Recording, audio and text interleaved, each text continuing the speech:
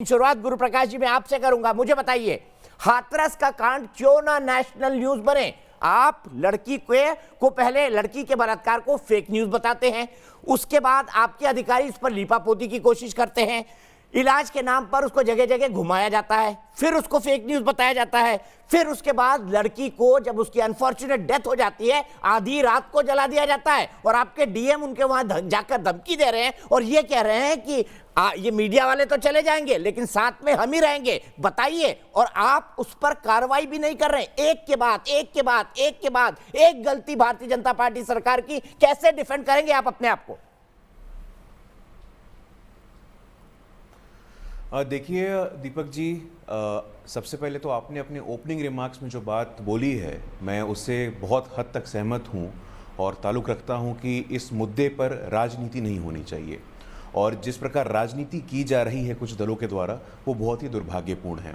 इस शोकाकुल समय में परिवार के साथ पूरी सहानुभूति और पूरी संवेदनशीलता के साथ हमें खड़ा होना अत्यंत ही आवश्यक है। दिल्ली से माननीय प्रधानमंत्री खुद ही इस मामले पे उन्होंने इंस्ट्रक्ट किया है और उत्तर प्रदेश में लखनऊ में सीएम योगी आदित्यनाथ जी स्वयं इस इन्वेस्टिगेशन को लीड कर रहे हैं।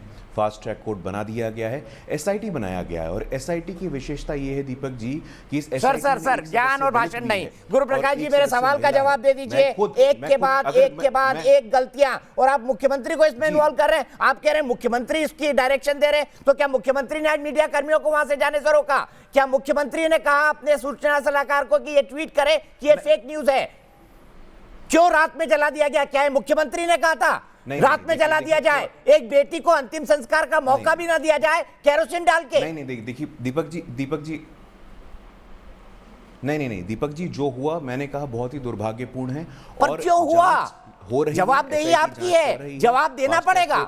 फास्ट ट्रैक कोर्ट मैं जवाब दीपक जी मैं आपके प्रश्न का ही उत्तर दे रहा हूं। जो अफसर हो, प्रशासन का लोग है, किसी को भी नहीं बख्शा जाएगा और कड़ा से कड़ा निर्णय लिया जाएगा।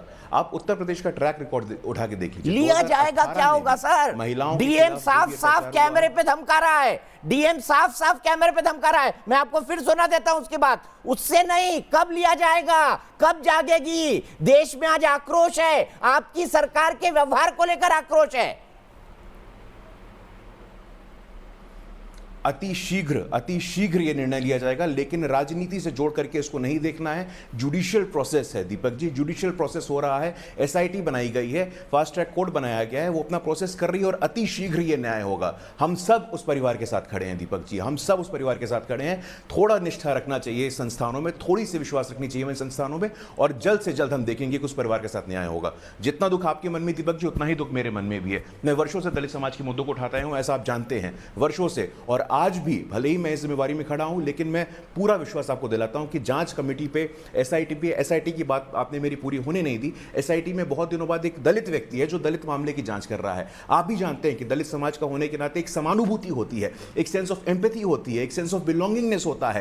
पहली बार ऐसा हुआ है कि भाई कोई अपना आपके प्रशासन को पिछले 2.5 हफ्तों से क्यों नहीं समझ आ रहा था? यही तो मैं सवाल कर रहा हूं। यही सब चीजें आपके प्रशासन को 2.5 हफ्तों से क्यों नहीं समझ आ रही थी?